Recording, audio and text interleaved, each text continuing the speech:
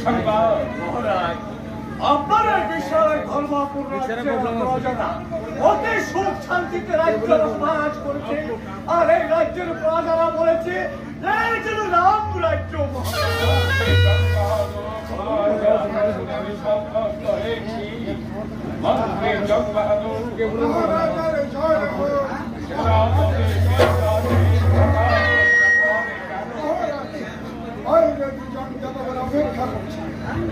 কি চায় যাও সামনে দরবারে হাজির করো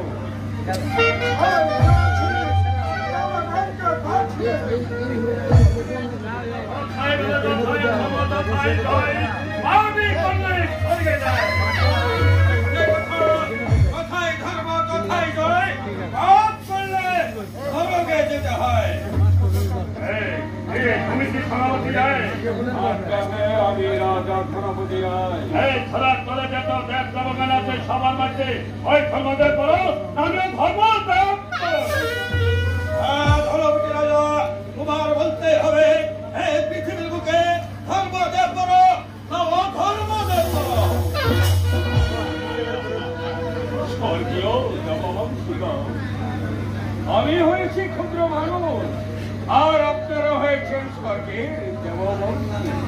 মানুষ হয়ে কেমন করে দেববংশীর বিচার আমি মীমাংসা করব? মহারাজ বিচার আসনে যখন বসেছি ইচ্ছা হ্যাঁ মহারাজ সেনাপতি বীর কাসিম যা বলেছে সত্য কথাই বলেছে মহারাজ। তাছাড়া ওই দেবগুলির কাছ থেকে ওই দুটো দিনের সময় ছেড়ে ওই পরবর্তী রাত দরবারে ওদের বিচার মীমাংসা করে দেবেন। আচ্ছা স্বর্গের দেববংশীগণ, আমি আপনাদের কাছে দুটি দিনের সময় চাই নিচ্ছি। দুদিন পর আপনাদের বিচার আমি মীমাংসা করব। এখন গিয়ে আমার ওই অতিথিশালায় গিয়ে বিশ্রাম করুন। বেশ তাই হবে। ঠিক আছে ধর্মপতি রায়, শনিরামে অতিথি গ্রহণ আপনার অতিথি ছাড়ায় এই কথাগুলো কথায় ধর্ম তথায় জয় পালন করলেই